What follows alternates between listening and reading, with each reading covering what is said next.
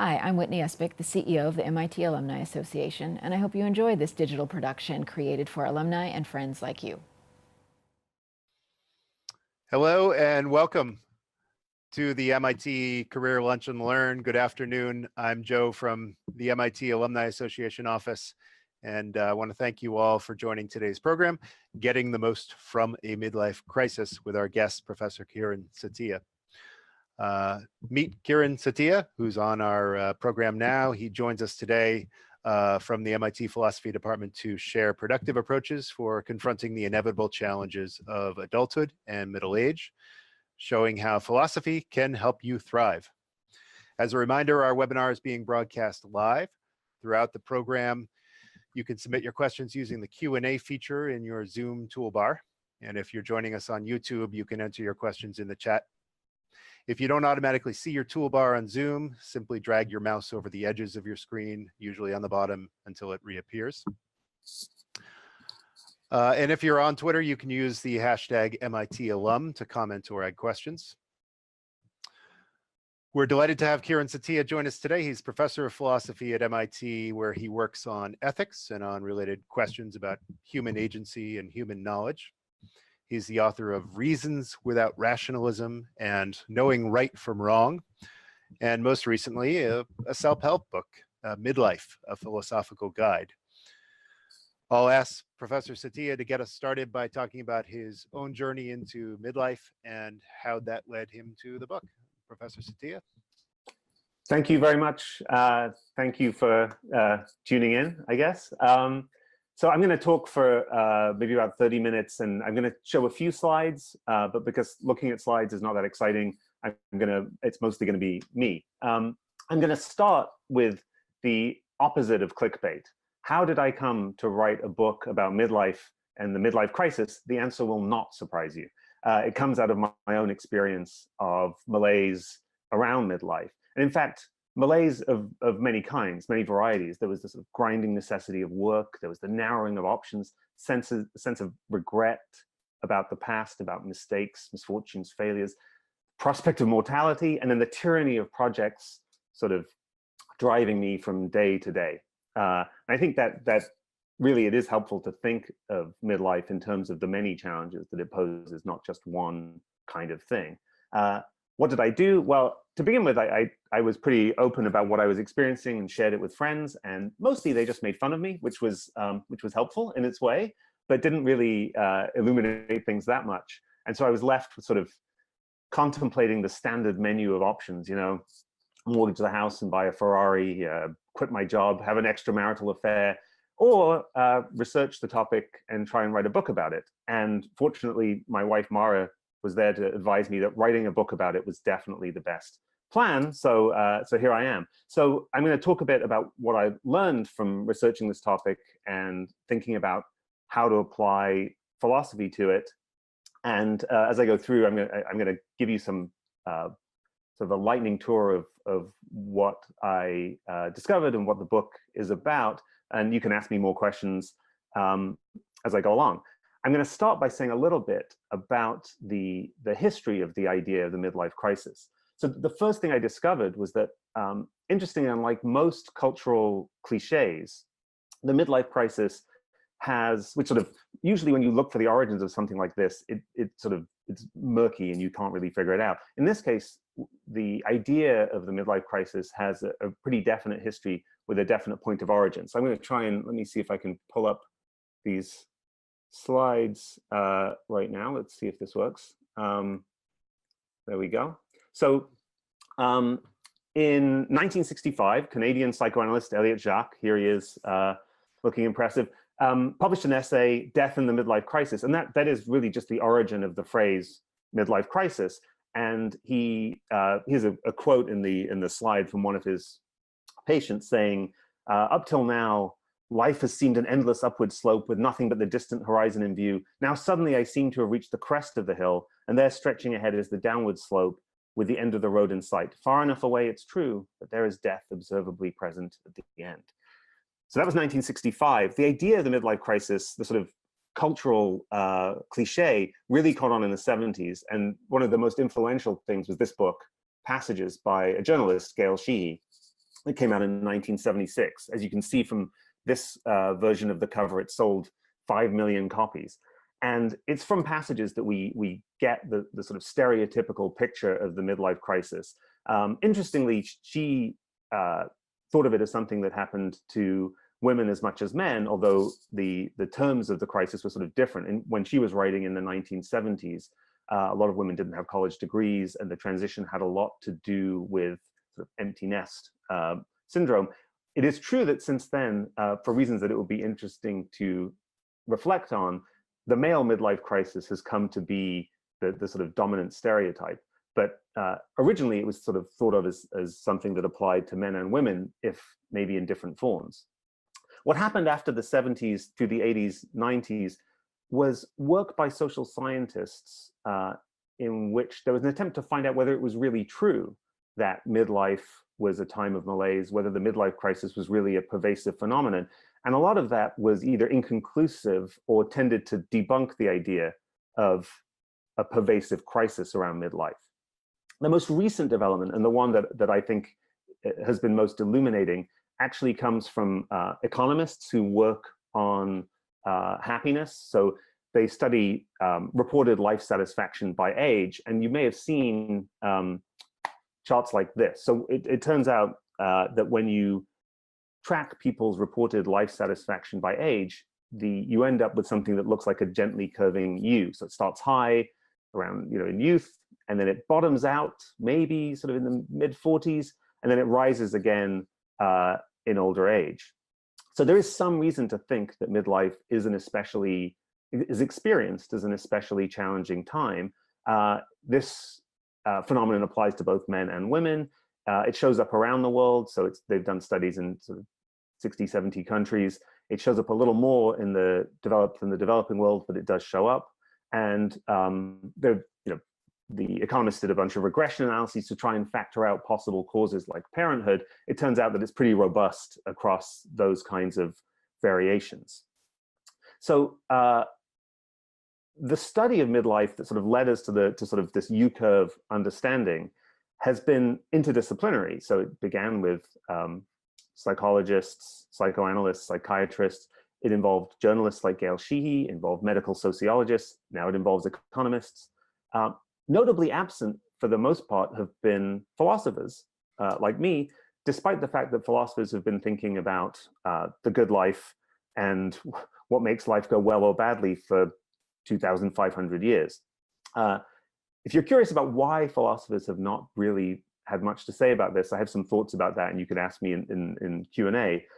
What I want to focus on for the rest of my time today is some of the ways in which turning to philosophical ideas about the shape of life and the temporality of life can help us to identify challenges that we face around midlife and to some extent address them. So here's the sort of structure of what I'm going to do is talk about issues that involve sort of confronting the past, the idea of missing out, questions about regret. And then in the second half of things, turn to some issues that are more to do with the kind of value of activities that we're engaged with in the present. And there I'm going to talk a little bit about how to think about the way in which the sort of grinding necessity of what has to be done in life can be problematic, and some of the ways in which a life built around projects can be self-subversive. So I'm going to come back from the slides so you can see me again. Okay, here I am. So let me start by talking about this sort of issue of confronting the past. So the sort of background phenomenon is that sort of as life goes on, options are constrained, and past decisions, events in your life sort of create limits and generate regrets. As I said, there's sort of two main ideas here that I think it's useful to bring a philosophical lens to. One is the phenomenon of missing out. The fact that even if things go relatively well, midlife is a point at which many of us start confronting the lives we'll never live, the kinds of things that we're never going to do, and that at some point we sort of wanted to do. For me, there were points in my earlier life when I thought maybe I could be a poet. There was a fairly long stretch when I thought I would be what my father would call a real doctor, meaning a medical doctor, not a PhD. And it's pretty clear to me now that I'm not going to do those things. And even without thinking that I made some kind of mistake to go into academia, it's possible to conjure a kind of regret about the lives that I'm not going to have, the kinds of things I'll never get to do. So what's going on there, sort of philosophically? I think what explains that phenomenon of missing out is something that philosophers call sort of the plurality or incommensurability of values. The idea that there are different kinds of values and that they're not all sort of arranged on a single scale where each one compensates for the loss of others. So if you just take a kind of very simple kind of example, imagine two different choices. So in the first choice, I say to you, do you want $100 or do you want $50? I'm guessing other things equal, you take the $100 and you don't feel any particular regret, like, I missed out on the $50. You got the 50 and 50 more. Most choices are not like that, though. So if I said to you, I can give you tickets to this concert or to the World Series, you might well think, well, yeah, I'm going to go take the World Series tickets. That's a bigger deal. But there is a kind of regret, even if you think you made the right decision, namely that there's a kind of missing out on what would have happened at the concert, a kind of value there that isn't compensated for by going to the World Series. And I think one thing that happens in life in general is that kind of phenomenon of missing out that depends on the plurality of values and different kinds of values sort of writ large. It's sort of existential FOMO is part of the experience of midlife. So just thinking of it in these terms help. And I think there's a way in which it does. One way to sort of, it allows us to sort of reframe this phenomenon of missing out in a way that makes it easier to see why it's not something ultimately to regret or wish away. Because the phenomenon of missing out, of sort of regretting the lives you'll never live, is really the inevitable consequence of something good, of something we should embrace, namely that there is a plurality of things that are worth caring about and that we're capable of caring about many of them. One way to see that is to think about the sort of the flip side, which would be avoiding missing out. How could you do that? What kind of life could you live in which you weren't subject to this phenomenon of missing out? The only way to avoid it will be to impoverish the world so much that there isn't a plurality of things worth caring about, or to impoverish your own capacity to respond to the world so much that you're not capable of caring about them. And neither of those is at all appealing, really. So I think it's helpful when you're thinking about this phenomenon of missing out to recognize, in a way, it's sort of comforting to recognize that it is inevitable and that it's the inevitable side effect of something that we shouldn't regret, namely the plurality of values that life can offer us. Okay, that's all very well when things are going pretty well. It doesn't really address the sort of second thing I wanted to talk about, which is regret. How to deal about the kinds of frustration that are not in that way inevitable. So how to think about the fact that by the time you're my age, often much earlier, there are mistakes you've made, there are misfortunes, there are failures, things you shouldn't have done, things you shouldn't have had to go through, things that didn't turn out the way they should, that you now have to live with. And you have to live with the consequences of those things in your personal life, in your career.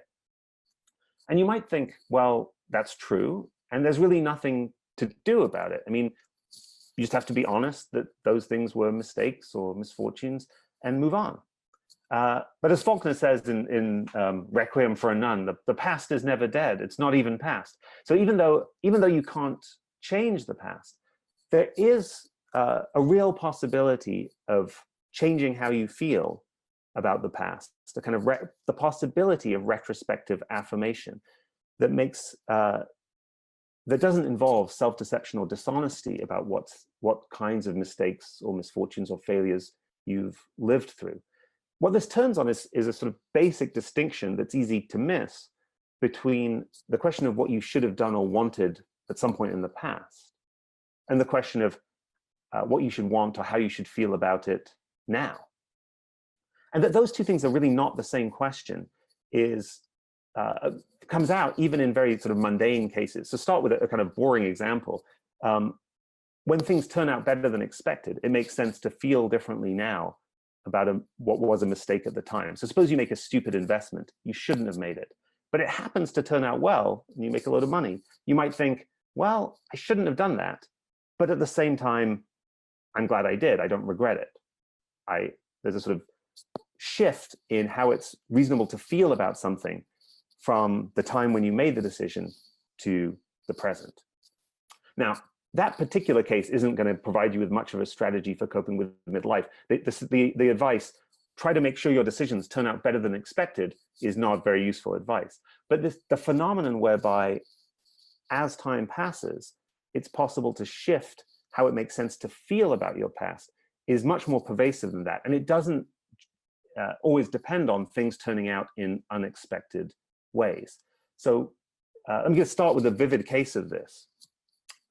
Thinking about mistakes on which the lives of those you love depend. So the philosopher Derek Parfit, who's one of the sort of most important moral philosophers of the last 50 years or so, made this vivid by describing a kind of thought experiment. This is the kind of thing philosophers often try and do, come up with a simplified case to make vivid a phenomenon. So he asks you to imagine that you want to have a child, but you have a temporary medical condition that means that any child you conceive while you have that condition will have some debilitating health problem, like recurrent migraines, maybe. So you should wait till the condition has gone away in a couple of months, conceive later. But suppose you don't. Suppose you go ahead and rashly conceive and have the child while you have this condition, and the child, as predicted, has migraines.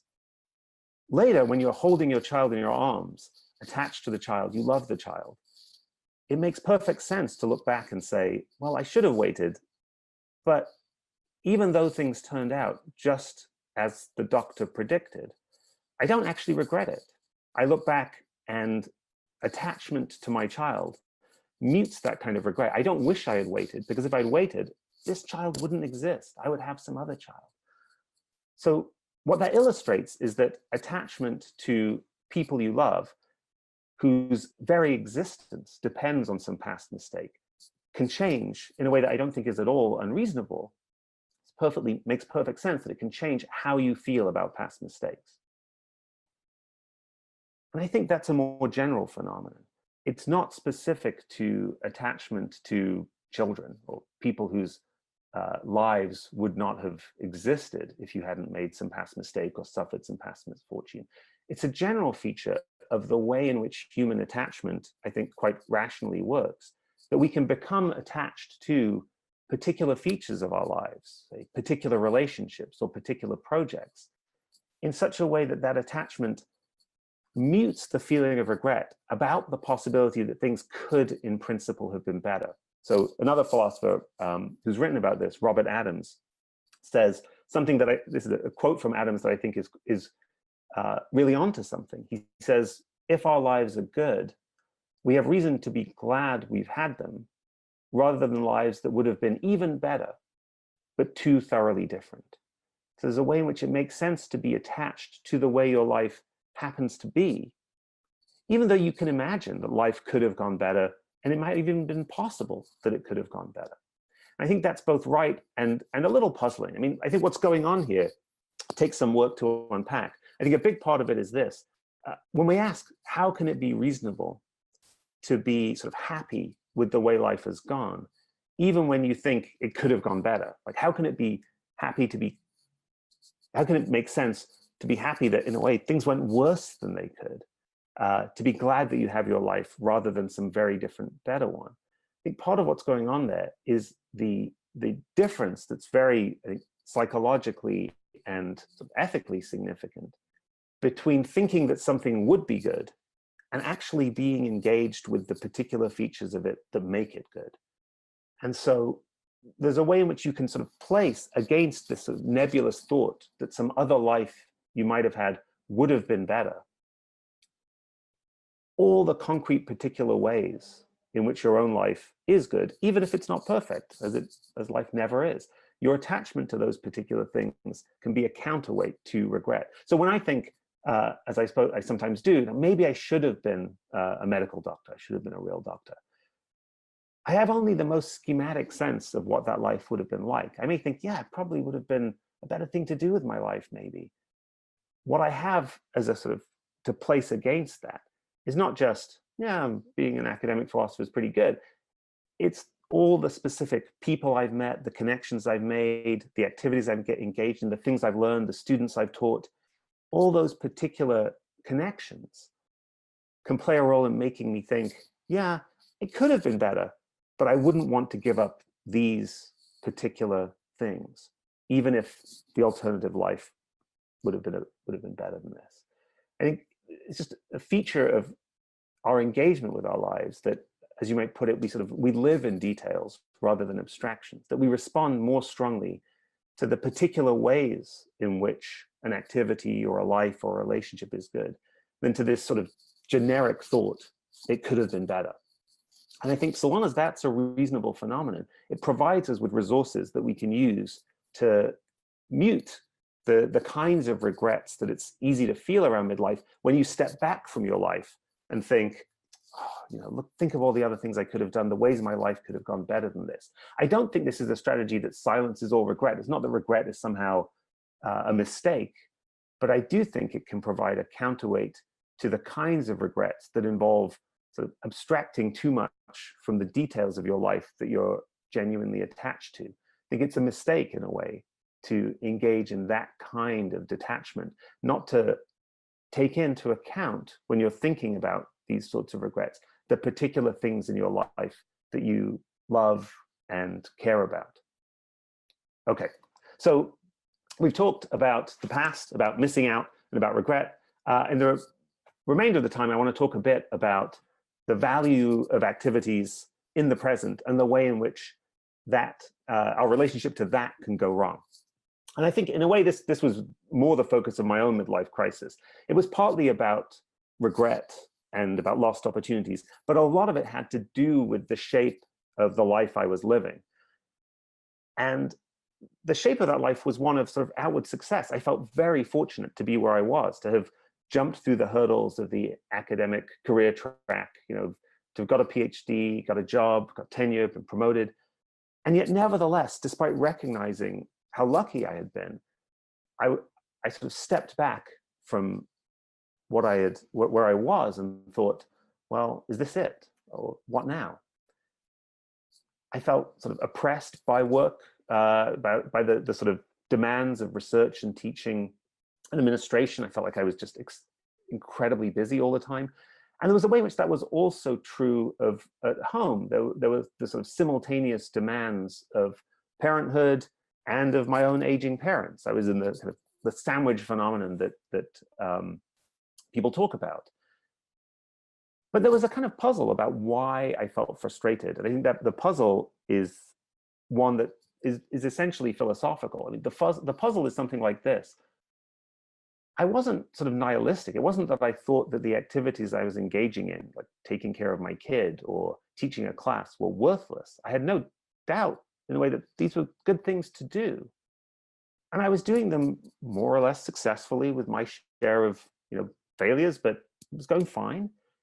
So even though I was engaging in things that seemed worthwhile in ways that were relatively successful, somehow the prospect of just continuing like that felt hollow. And that struck me as philosophically interesting and puzzling. Like, you would think, what more could make for a good life than engaging with relative success with things that seem to you worthwhile? What more do you want? And I think there are sort of deficits, or defects that kind of success can mask. And I'm going to talk about two of them. So one is this idea about necessity, the idea that a lot of time is spent just keeping up with what needs to be done. And there's a distinction here that I think, a kind of philosophical distinction that's useful in trying to conceptualize what's going on and what's wrong with it. This is the notion of what I call ameliorative value. So think of ameliorative value or an ameliorative activity as one that solves a problem or answers a need that you would rather not have to deal with. It needs to be dealt with, but ideally you wouldn't have to. You ameliorate that kind of problem or challenge.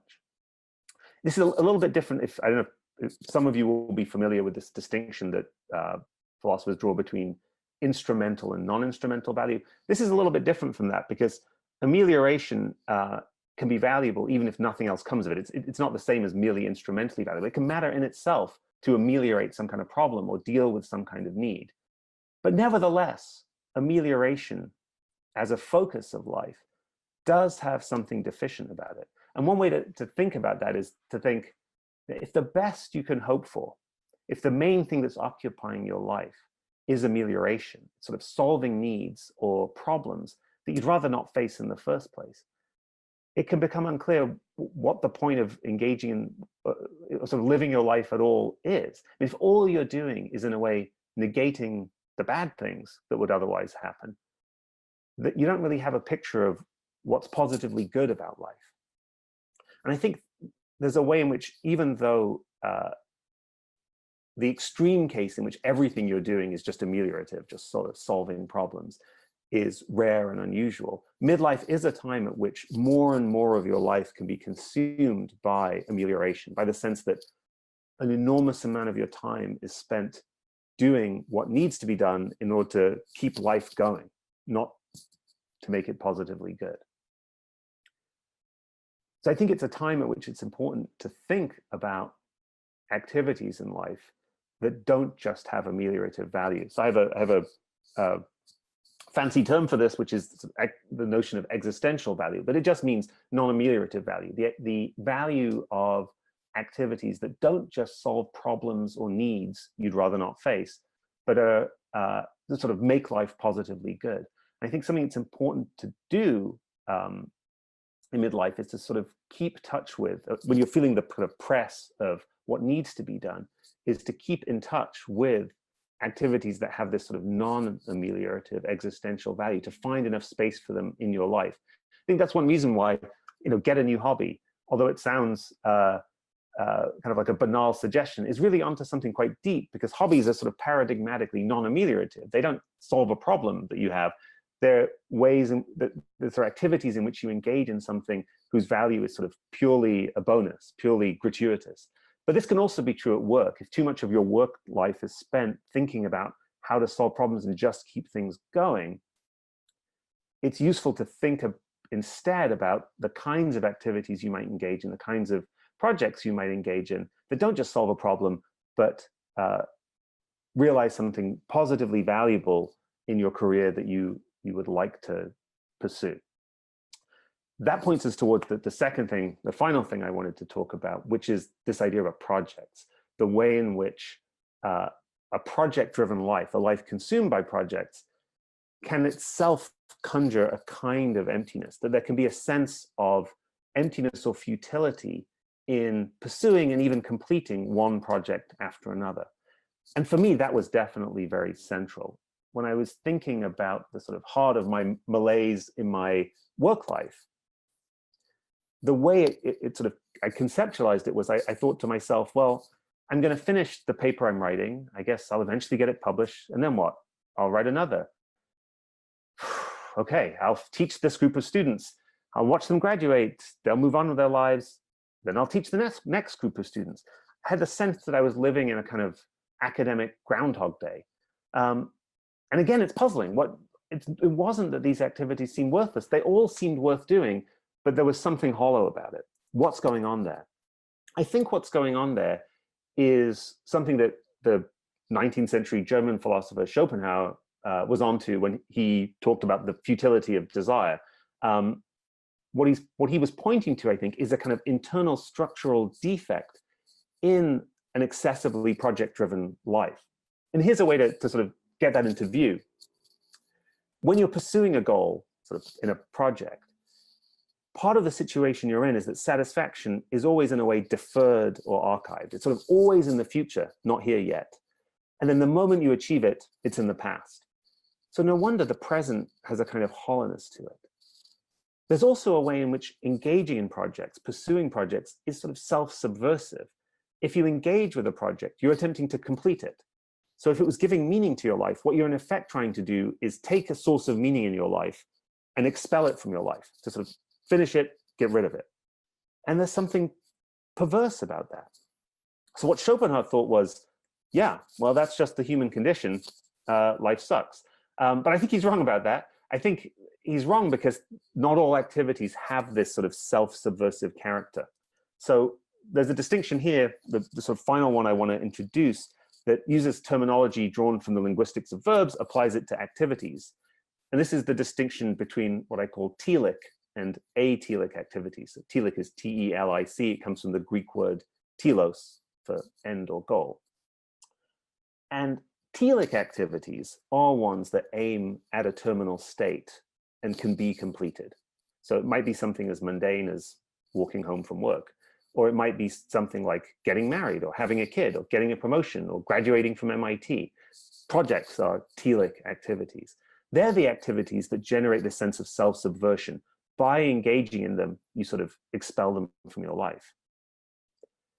They're also the kinds of activities for which satisfaction is always in the future, sort of achievement of that terminal goal, or in the past. As soon as you've achieved it, it's done. But importantly, not all activities are like that. This is the thing I think Schopenhauer missed. There are also what I call atelic activities, ones that don't aim at terminal states at which they're completed. They can't be in that way completed. Again, there are sort of mundane examples, like just going for a walk without any particular destination, but also more profound examples, like the difference between the telic activity of getting your kids to school or having a kid and the atelic activity of parenting. Or for me, the difference between the telic activity of finishing this article and the atelic activity of thinking about and teaching about philosophical ideas. Atelic activities, because they don't aim at terminal states, aren't self-subversive. They're not, you don't exhaust them by engaging in them. And they don't have this feature that satisfaction is always in the future or the past. If what you want is, if you're engaging in and value the atelic activity of spending time with your family, and you're doing it, you're spending time with your family, you have what you want right now. There's no sort of future goal that you're aiming at. So we're always engaging in both telic and atelic activities. But I think one form of midlife crisis comes from an excessive investment in telic activities, an excessive investment in projects. And I think when that goes on, the solution is to sort of shift your investment so that it's more balanced. You're invested more fully in the process of what you're doing.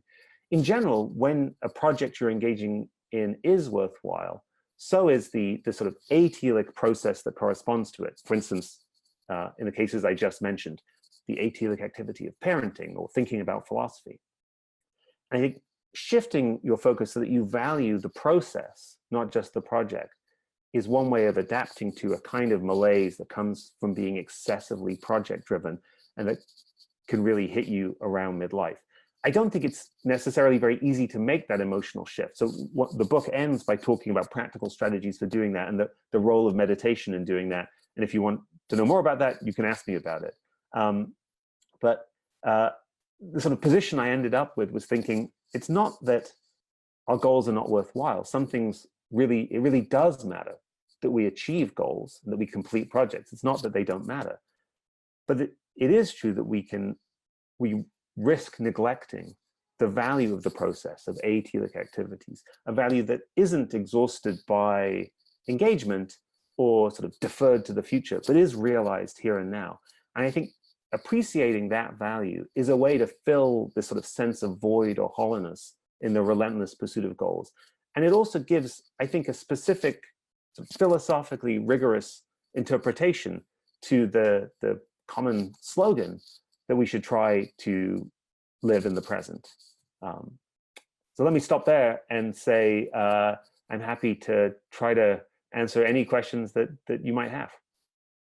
Great, thanks. And alumni, if you're just joining us late, this is Professor Kieran Setiya.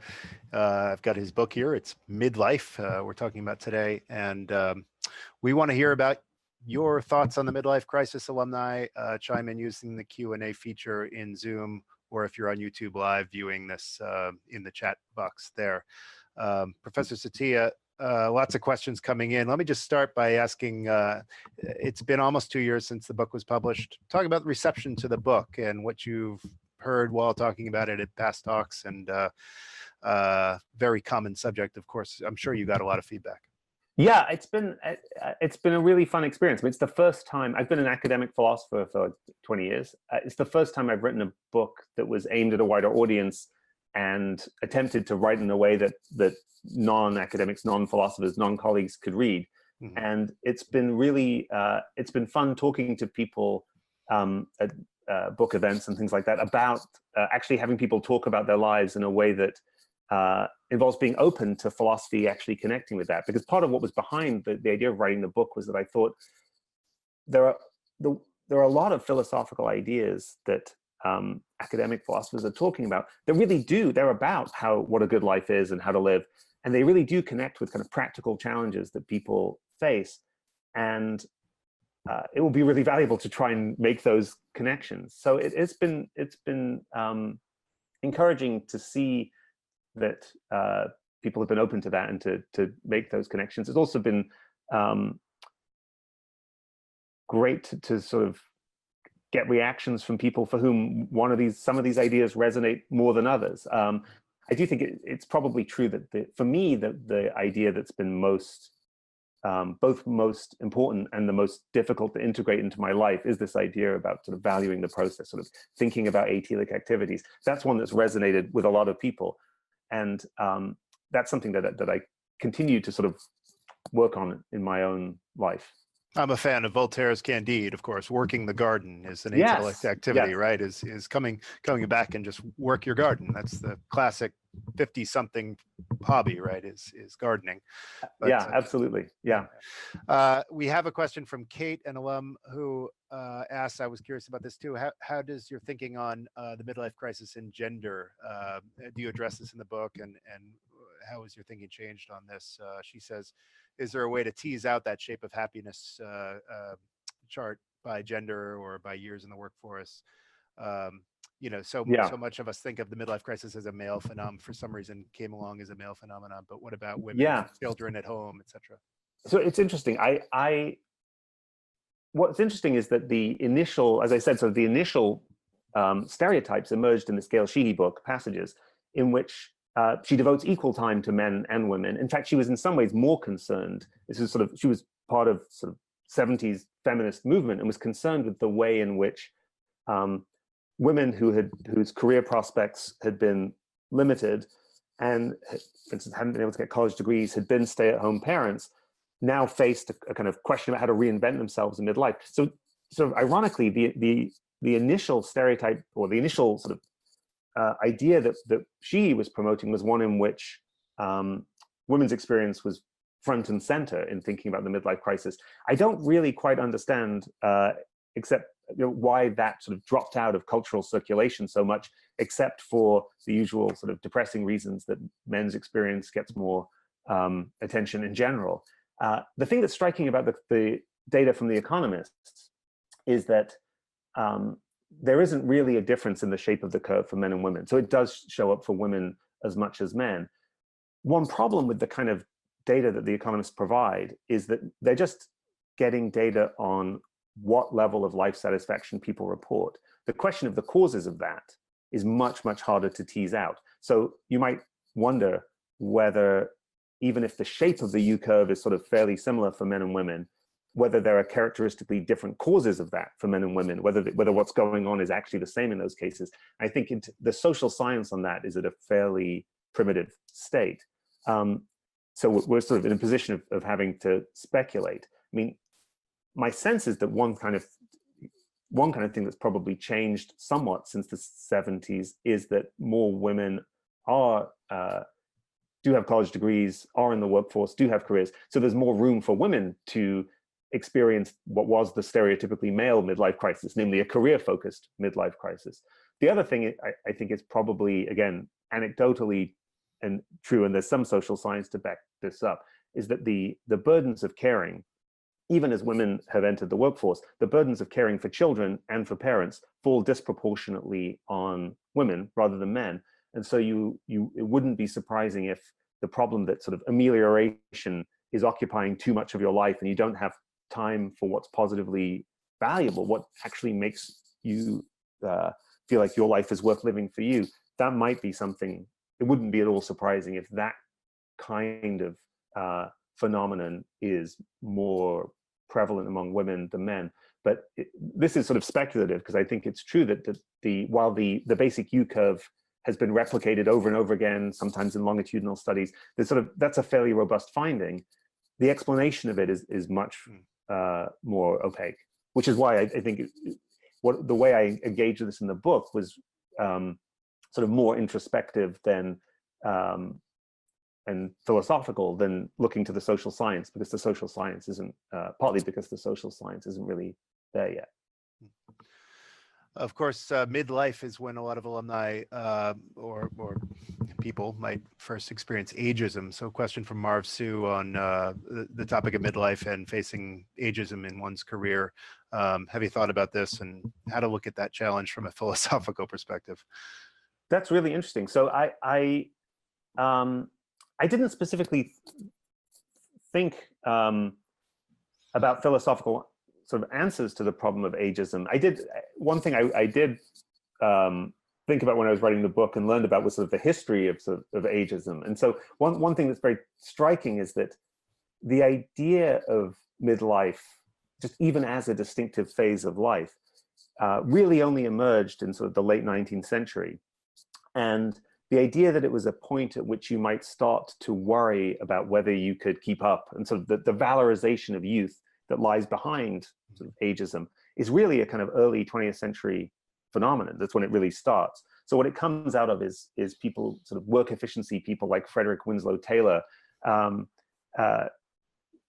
to make blue collar labor more efficient, and then this later spread to white collar labor, generating this anxiety that you're past it by the time you're 35, 40. So I do think that sort of as a social phenomenon is something that is a sort of new, culturally specific thing.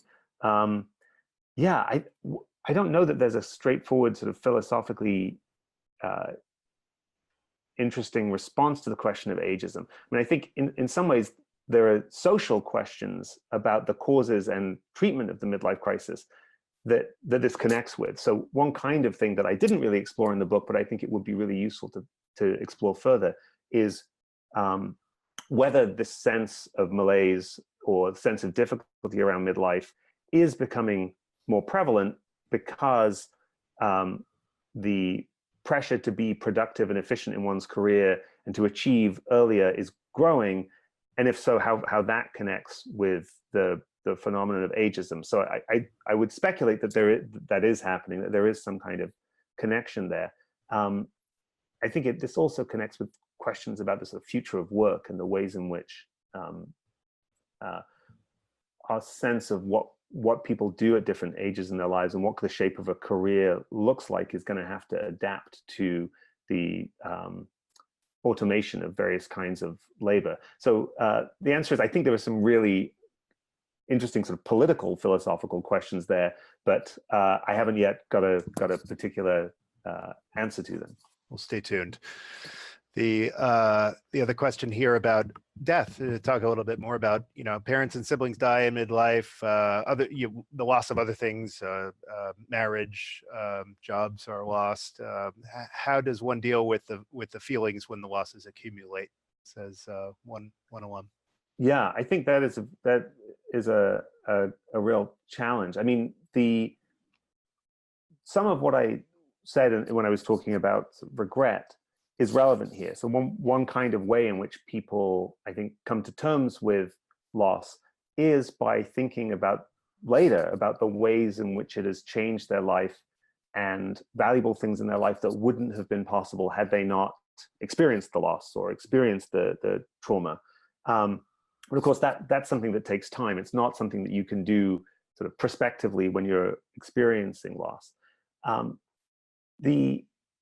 So there are, in the case of death in particular, there are sort of philosophical arguments and ideas that often deriving from ancient philosophy for thinking about how to come to terms with death. I'm not sure any of them really get to the bottom of things, but one kind of idea that I talk about at greater length in the book is this idea that it can be helpful when you're thinking about death to think about the sort of step back and think about the idea of sort of what would be the alternative to death, as it were, to think about what it would mean to live human life without death, and to think about the ways in which the prospect of that, the prospect of sort of endless life, is both, when you really sort of think through what it would be to sort of keep living endlessly, both less appealing and more obviously a sort of unreasonable desire than it might seem at first. So one kind of way to think about death is to think wanting not to die, wanting people you love not to die, is in a way like wanting for a kind of dramatic change in the human condition. It's like wanting to be able to fly or to travel through time or something. It makes sense. That would be really amazing, but it's a desire for something that is sort of a dramatic change beyond the human condition. And while it makes sense to sort of want those things, it's less clear that it makes sense to feel like it's a sort of grave injustice that we don't have them. In the same way as you might think, it'd be really cool to be able to fly, but it's not a terrible injustice that I can't do that. In the same way, you might think mortality is a difficult thing to deal with, but immortality is like a superpower. To feel like it's a grave injustice that we have to face mortality is in a way sort of unreasonable. There are cases where people die young or die in circumstances that are really terrible that doesn't really speak to, and that I think do sort of thinking about in narrative terms about the way those losses figure in your life is probably a kind of fruitful way to try to integrate them. And what I said about regret sort of goes along with a certain picture of making sense of one's life in narrative terms that I think can provide consolation and sort of make sense of very difficult things. Question about retirement. How has your thinking about retirement changed? I mean, you're an academic, but we've got alums from all walks of life here. And the phenomena of retirement is kind of shifting and morphing with the changes in the future of work and so forth. But retirement as a milestone and as a next step after the midlife crisis, early retirement. Yeah. Somebody comes to you and says, "Should I retire early?" What do you say? Yeah, I mean, it's funny. My editor said that what I should do is, I need to write the sequel should be about retirement and the late life crisis. I mean, I think a lot of what I say is applicable to that kind of decision. So one kind of thing to think about when you're facing retirement or thinking about how to make those kinds of major changes in your life is to sort of analyze how much of your life, of what's sort of giving meaning to your life, falls into these different sorts of categories. So thinking about the thought, almost all my time is spent just solving problems. This is why I'm frustrated with my job. Is there a way to change that while remaining in the job? Or is this a reason to think, yeah, that was all worthwhile, but now it's time to think about more existential, non-ameliorative activities. That's one way to sort of frame part of the question about retirement. And similarly, the telic-atelic distinction, I think, is useful here. So one kind of thing that's likely to change in retirement is a shift in how much of your life is sort of project-oriented and how much is oriented towards more atelic activities. And so thinking about whether that is an adjustment that's positive or negative is I think, one way to think analytically about the questions about whether to retire. I mean, again, as I said before, the social science on the explanation of the U-curve is still in this nascent stage. It's hard to know exactly what explains it, and I suspect it has many overlapping explanations.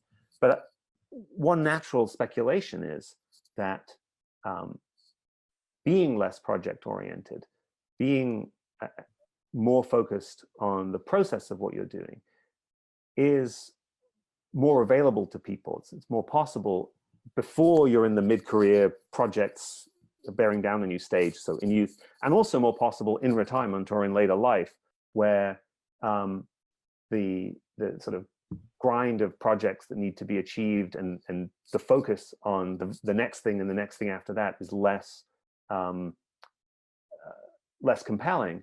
And so it may well be that part of what can make retirement effective is shifting to valuing atelic activities. And one way in which it can go badly is if you just cut off the projects that were giving your life meaning without sort of really replacing them with less project-oriented activities from which you can draw meaning. So I think that doesn't give you an answer in any particular case necessarily, but it gives you a kind of analytical framework for thinking about the question of whether retirement is, how it's going to change your life and how those changes might affect your satisfaction in your life. We've got time for a few more questions. Please use the Q&A feature, and we'll get all these questions to Professor Setiya after the hour. We'll also make an archive of this webinar available on our YouTube channel within a week's time.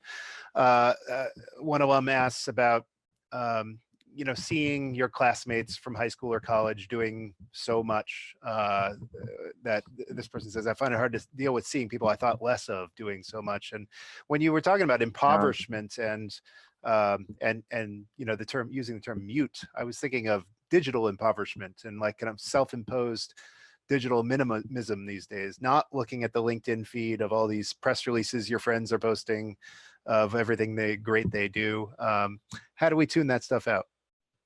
Yeah, I think it's very difficult. I mean, so that this idea that this idea that there are different ways of sort of caring about your own life, and that there's a kind of distortion that's very tempting here, goes back to Jean-Jacques Rousseau, 18th century philosopher, who distinguished between amour propre and amour de soi. So the idea of amour propre was this sort of comparative thing of sort of worrying about, thinking about your own life and whether it's going well in comparative terms. And way back in the 18th century, he was saying, this is not a healthy way to live. The way to live is not to not care about how your life is going, but to find a way to care about how your life is going, that amour de soi, that is non-comparative. But he acknowledged that there is this sort of very strong human tendency to think about how one's life is going in comparative terms. And I think it's right that social media, Facebook is the obvious thing to mention here, tap into that very powerfully by giving you the sort of constant stream of positive images from other people's lives. So I mean, I do think there's a kind of social regulative issue here that needs to be addressed. So the evidence that this kind of social media exposure is harmful to people's mental health is growing. I think that there's evidence that it makes people unhappy. It causes depression, both for young, for teenagers, but also for people throughout their lives. And it is the kind of thing where a certain kind of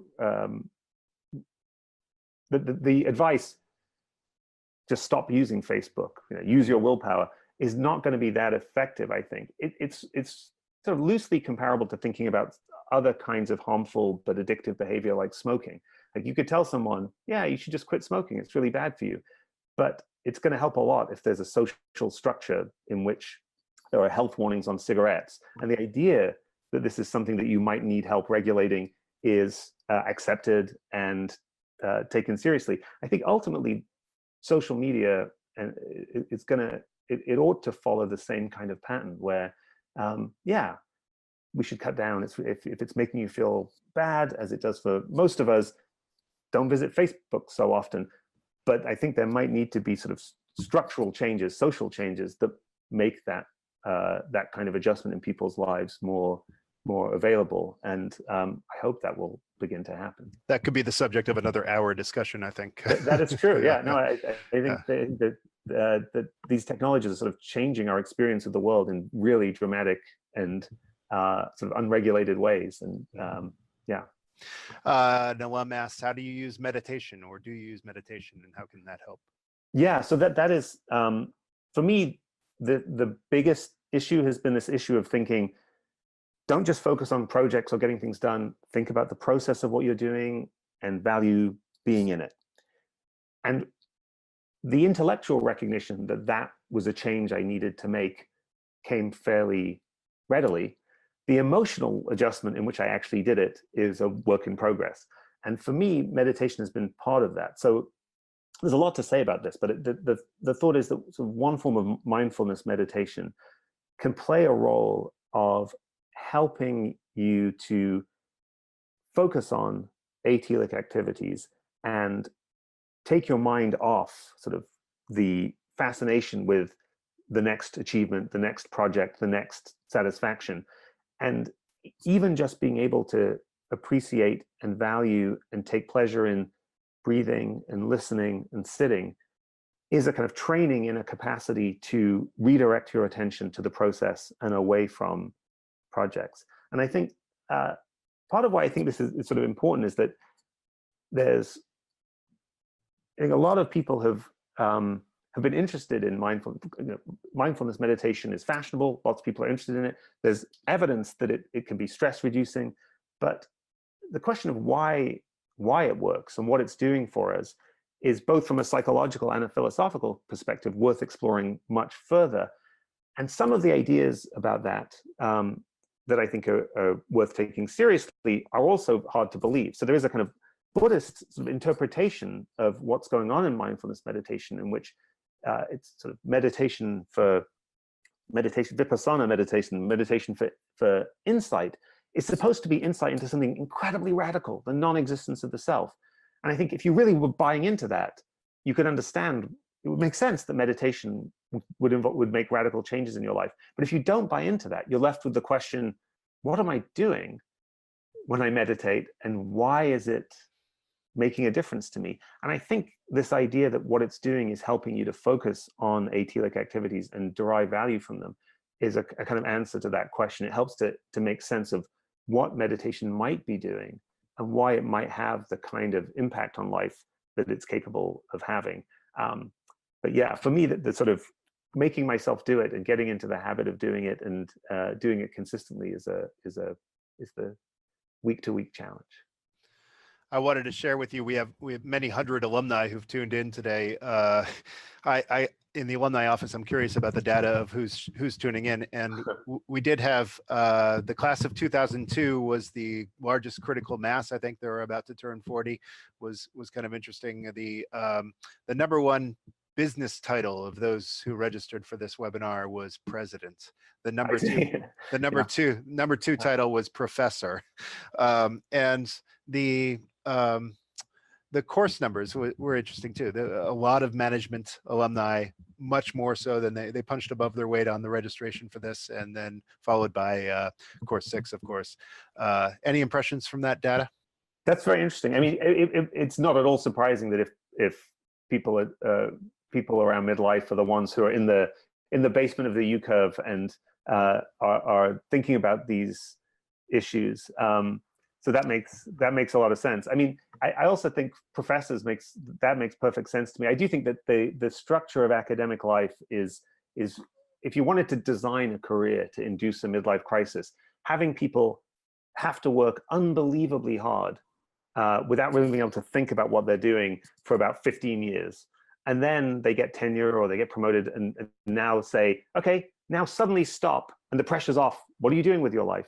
I think, yeah, that's how you would, if you wanted to induce a midlife crisis, that would be a great strategy. So I think academic life probably does lend itself particularly well to that experience. And a related question is, what about taking that big risk and leaving, the profession you've dedicated your career to, most of it, for the last 10 years of your career to take a risk and try something new? Do you have any thoughts on strategies for taking that? Yeah, I mean, I think, and one of the challenges for people in academia that connects with that is that it's very hard to give up tenure. You feel like there's kind of a job security that's irreplaceable.